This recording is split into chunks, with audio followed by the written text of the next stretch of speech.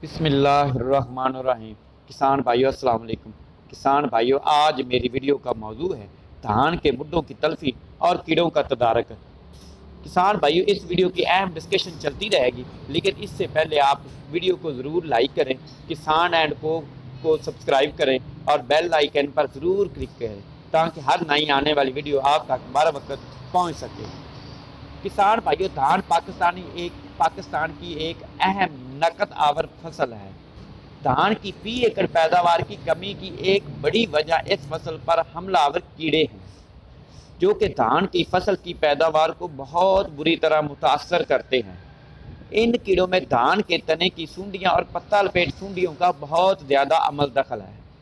تنے کی سونڈی سفید، زرد اور گلابی سونڈیاں زیادہ خطرناک ہیں۔ یہ تمام سونڈیاں نومبر سے مارچ تک کا عرصہ دھان کے مڈوں، دھان کے پھوٹ، دھان کے خضروں پودوں، جڑی بوٹیوں اور دھان کی پنیری اور فصل پر گزارتے ہیں۔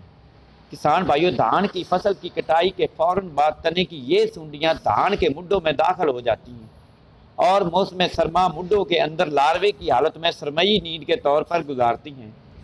ان سونڈیوں کو تلف کرنے کے لیے ہمارے ہاں بہت زیادہ تر کیمیائی ادویات کا بے تحاشا استعمال کیا جاتا ہے۔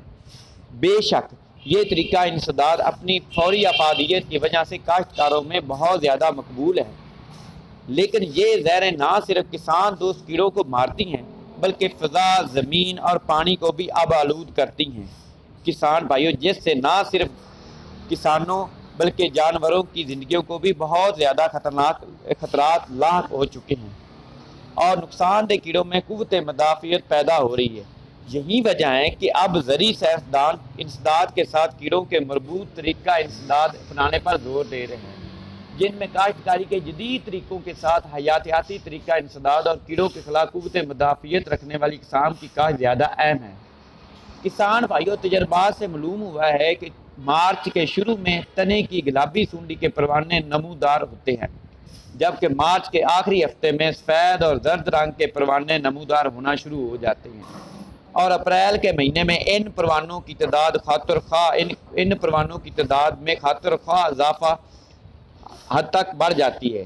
یہ پروانے خضروں پودوں اور اگیتی کاشت کی ہوئی پنیری کو اپنا مسکن بنا لیتے ہیں اور بالآخر آئندہ دھان کی فصل کے لیے نقصان کا باعث بنتے ہیں۔ لہٰذا ان کیڑوں کی تلفی کا موزوں ترین وقت ماہ نومبر سے ماہ فروری ہے۔ اس لیے اگر کسان بھائی ماہ فروری تک دھان کے مڈوں کو تلف کر لے تو کیڑوں کی تعداد میں کافی حد تک کمی واقع ہو سکتی ہے۔ کسان بھائیوں، اس کے علاوہ اگر کھیت میں ہل چلا کر موسم سرما کی کوئی دوسری فصل خصوصاً برسیم یا گندم، آلو، توریا کاشت کی جائے تو ایسے کھیتوں میں سونڈیوں کی تعداد بہت کم ہو جاتی ہے، اور جن کھیتوں میں ہل چلایا جائے وہاں مڈوں کی تلفی سے سونڈیاں زمین کی سطح کے اوپر آ جاتی ہیں، جن کو مختلف پرندے اپنی خوراک بنا لیتے ہیں۔ مزید یہ ہے کہ یہ سونڈیاں زمینی سطح پر آنے سے سورج کی شعاعوں سے بھی مر جاتی ہیں۔ کسان بھائیوں، لہٰذا اگر ہم دھان کے مڈوں کو ہل چلا کر اچھی طرح تلف کر دیں تو سونڈیوں کی تعداد میں خاطر خواہ کمی ہو جاتی ہے اور اگلی فصل محفوظ ہو جاتی ہے۔ کسان بھائیوں، دھان کے مڈوں کی تلفی کے لیے درج ذیل امور کی پابندی کریں تو سونڈیوں کا انسداد بہت بہتر طریقے سے ہو سکتا ہے۔ نمبر 1، دھان کی کٹائی کے بعد جلد از جلد ہل چلا کر زمین کو اچھی طرح تیار کر لیں۔ اس طرح زمین کی تیاری کے دوران سونڈیاں مر جائیں گی اور بعد میں عصب منشا برسیم یا گندم، آلو، توریا، بے موسمی سبزیات وغیرہ کاشت کر لیں۔ نمبر 2، دھان کٹائی کے بعد مڈ جلد از جلد تلف کریں، نیز 28 فروری تک مڈوں کو تلف کرنا بہت ہی ضروری ہے۔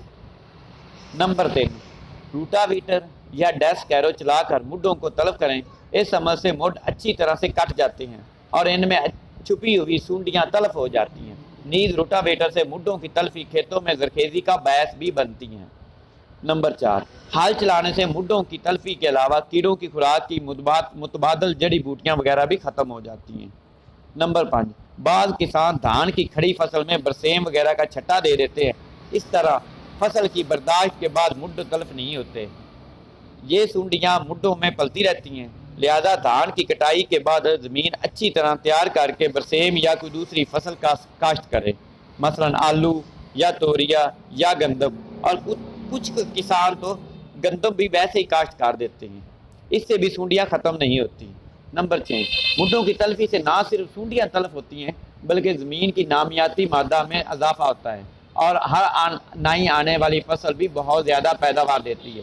کسان بھائیو، اگر آپ کو میری یہ ویڈیو پسند آئی ہو تو میرے چینل کو ضرور سبسکرائب کریں۔ اللہ حافظ۔